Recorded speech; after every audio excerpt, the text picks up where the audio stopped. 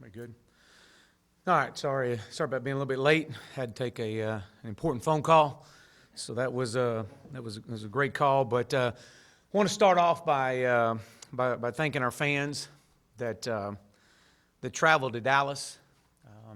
You were loud, you were involved, and we appreciate the support.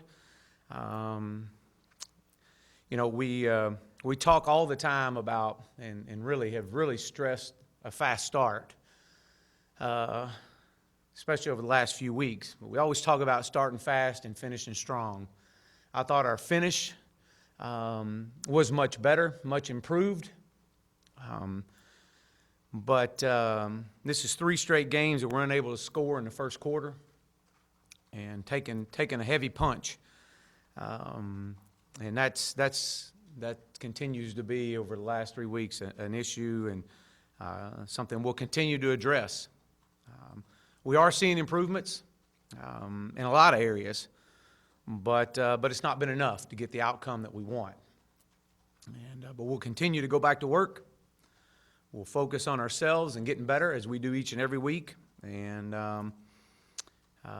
look at some of the costly penalties at the most inopportune times that were obviously a huge impact on the game.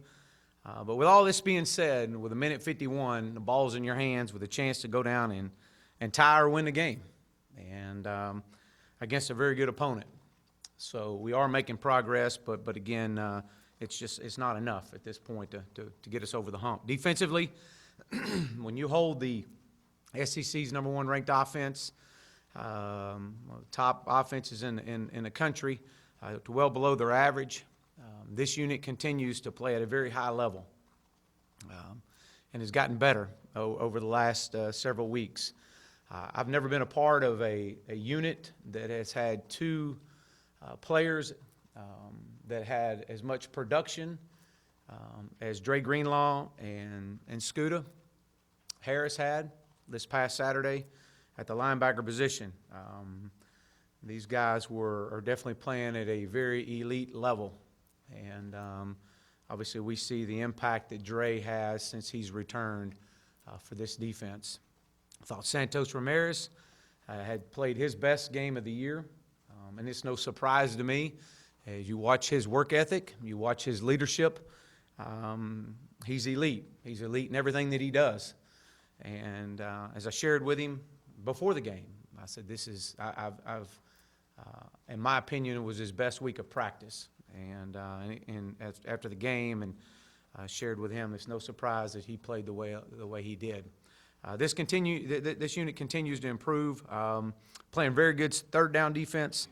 We're seeing improvements in all 3 areas. Your defensive line continues to make improvements. Armand Watts with another sack, a guy that has put his time in, and you see the improvements that he's made, and it's his turn, and he's playing at a very high level. Obviously, we talked about our linebacker core. Our secondary is playing extremely well. Ryan Pulley is playing at an elite level, and obviously with Santos and Cam Curl just giving everything he has out there, and I thought that we're doing some really good things. This unit continues to develop into the most consistent part of this football team, and we'll continue to lean on them until we can bring the offense along, and they'll continue to improve. Special teams, outside of the first play, I thought there was drastic improvements, but one play is a difference. You never know what play it is, but one play makes a difference. And kickoff coverage, open the kickoff, and it was a collection of things. After looking back on it, I thought after the game that it was a field return, but it was the exact return we had shown all week long. We'd gone through it all week. We had one person that avoided the wrong side and got collapsed down, and when he did, he knocked 2 guys off, and one lost his footing. And when you had that, you opened up a crease. And with the speed that they had at the return, we couldn't catch him. It's fixable, but it's the little things that lead to big results. And it was the little things of avoiding the wrong way and collapsing down and knocking 2 guys off, of course. So we'll continue to work on that and build on it. After that one, we definitely fixed some things, and I thought Reed's strong performance. I'm excited to watch this young man as a true freshman continue to develop. Offensively, I thought offensively as the game went on, I thought that we saw improvements. I thought that as the game went on, Ty Story became more comfortable and looked a little bit more settled, making some plays, especially right there in that late third quarter. He continues to get better with every snap. It was good to see C.J. O'Grady coming in and having success and providing a spark that was much needed. We all know he's extremely talented, but it's the little things, and he focused on a lot on the little things last week, and obviously that result continued to pay off during Saturday's game. Mike Woods, true freshman, got his first start. Thought he continues to get better. But when you look at it in the inability to be effective in the run game, I've said it from the get-go, we got to be able to run the football. And when you can't run the football and you can't run it effective, it causes a series of issues. We got to be able to capitalize off defensive turnovers. Dre creates 2 turnovers and we get 0 points out of it. We got to be able to capitalize on those points. Too many tackles for loss, sacks, that kept us off schedule. And as a play caller, it's hard to stay on schedule when you're always behind the chains. Forced into too many third and longs. We have not been effective third down offensively this year. But when you have 7 third and 7 plus, which we consider third and longs, you have to look at what caused it. And so you look at the first down production, and we try to be as 50-50 as you can on first down, run to pass.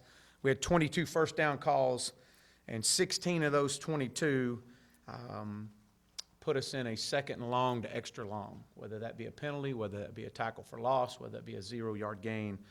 And so you're immediately on second down behind the sticks. And so we've got to do a better job of that in all areas. We've obviously got a great opponent coming in.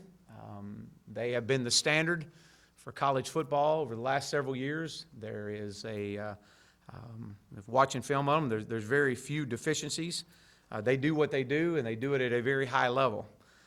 But with that being said, it has been and it always will be about the Arkansas Razorbacks and our ability to continue to come back to work tomorrow. We were back on the field yesterday and taking our film and going through the game and getting better, and then get back out on the field tomorrow and continue to get better. And that's what I'm focused on, is this football team improving each day. In closing, I'm excited to watch this team as they grow because the growth is happening. It is happening. And there are results that are happening. It's not happening on the scoreboard just yet, but we are seeing improvements, and we're going to continue to grow. And this team is going to continue to come together more and more each and every day and get better. I'm excited about the amazing group of recruits that we're going to have on campus. This is going to be a huge weekend for us in a recruiting standpoint. A lot of official visitors are going to be on campus to come here not only just to see the growth that's happening in this program, but to see the love that our fans have for this university, for this football program, and for the vision that we have set for this program. So I'm extremely excited about that. And with that, I'll open up for questions. Raise your hand, we'll get a mic to you. Yeah, Chad, just wondering if you have an update on Jeremy Patton's injury, and is there a chance that Devois could play, or kind of what's his situation? Yeah, Jeremy will be out this week, and Devois is day-to-day at this point. Is Jeremy just be back in 2 weeks? We're just going to take it week to week right now. So. Earlier in the year when you were talking about recruiting, I know you can't speak about specifics, but you talked about addressing size at wide receiver and things like that. Just talk a little bit about what you guys look for in wide receiver recruiting, because it has been a big emphasis in this class. Yeah, I think that's always been, when you look at the teams that we've been a part of and coached, is the size at wide receivers, especially when you start looking at the size of the DBs that you're playing against in this league. You're facing 6'1", 6'2" corners. And so we got to have the size, got to have the speed, and we'll continue to develop the guys we got. That's what I'm excited about as well.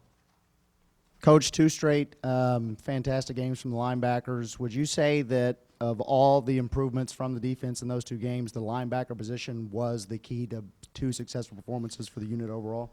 Well, I think that yeah, obviously they're playing at a very high level. I mean, they are. That group is.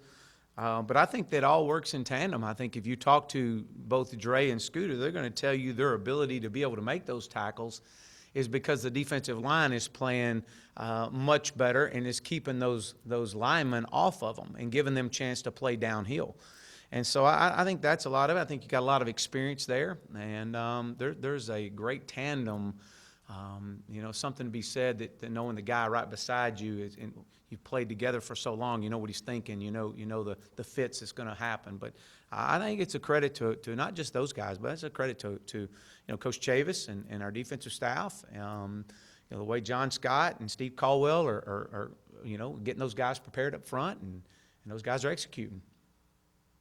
When you look at the first downs you mentioned a minute ago and third downs, what's going on? What do you have to improve at to get better in those areas? Well, I think some of it, and we've gone through every – it's interesting you ask that because we've gone through every third and long and went and peeled it back even further of why did we get to third and long? What was the first down call?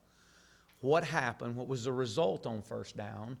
And whether it being just a guy making a play, coming off of us, not sustaining a double team, getting tackled for a -1 yard loss, having the hole there and not hitting it quick. It's really not one thing. It's several things that lead into it. And there's several times you have a penalty on first down and now you're backed up. So we've gone back and we continue to go back and study. We've got to be more efficient and effective on first down. How do you feel like the cornerback spot opposite Pulley is coming along there? Well, I thought Jarquez is playing well. I thought that Busta is playing well. Two young kids that are getting better with reps, and that's good to see. And I think one of them had 40-something reps, the other had 30-something, somewhere in there. I don't know exact rep count, but I'm pretty close. But both of these young men are they're improving.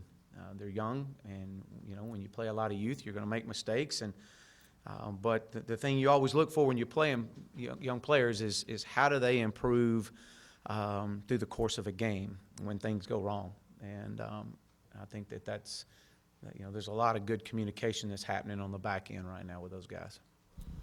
When you study Alabama's offense and you look at Tua and the difference he's made from the championship game last year to what he's doing this year, I think his third down efficiency is over 300 and what he's able to do, just their offense, but the offense running behind him. Well, I think, when you look at, first of all, there's not as I mentioned, there's not a lot of deficiencies. They're very sound. They do what they do. They do it at a very high level. He's very calm. He's collective. He understands playing within the system and not going above and beyond what's asked of him, just to operate the system and be effective and efficient with it and take care of the football. And I think that's what you're seeing with him. Kevin Richardson, just how much progress has he made, and just how in the games he's played, and how much more do you feel he can use them? And also Callaway, is he still on the team, or what's his status? Yes, he's still on the team, but there's nothing new to report on him. I think Kevin Richardson is, to get a guy back out on the field last week with the experience that he had, and just a moral lift for all those guys to see a young man that's gone through so much adversity to get back out there on that field and provide a spark. I think it just feeds off each other. So it was great to see. I really expect him to continue to, in his role, to grow more and more.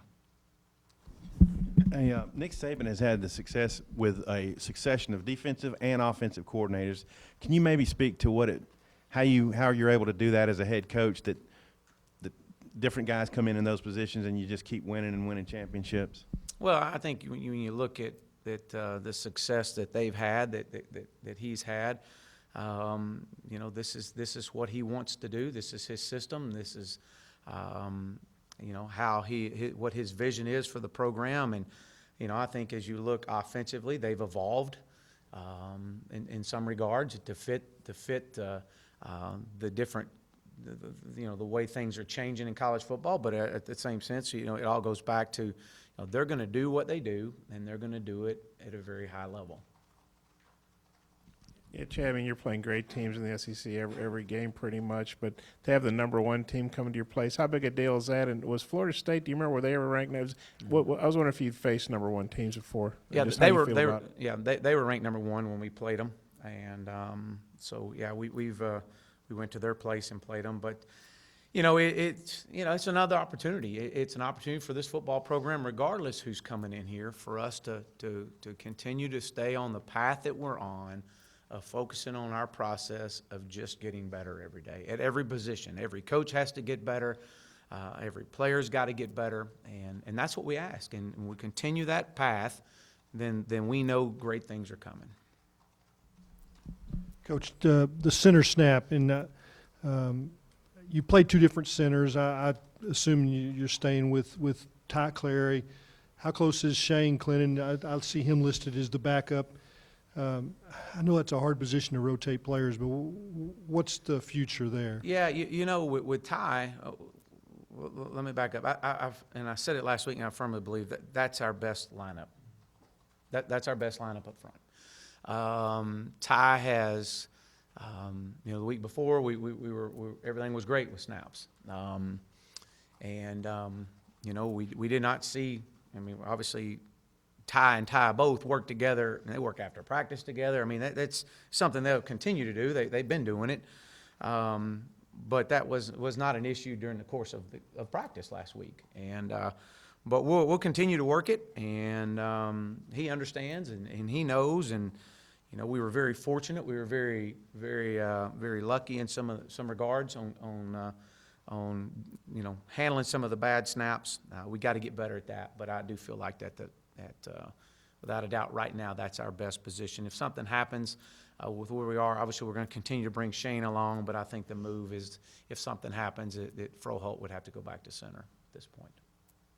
You mentioned the fans after the game Saturday. They clapping for you guys as you're walking off. How important was that for the team, based off some of the negativity that had been surrounding you guys from the outside fan base? Yeah, again, we understand, and just everybody wants to win, and everybody wants to have success, and and we get it, and we understand that, but we got to focus on what we can control. But to continue to see, and it wasn't just last week; it's been each week that this football team comes out there to see our fans that come out and support and to cheer these young men on, and the love they have for the Hogs and this university.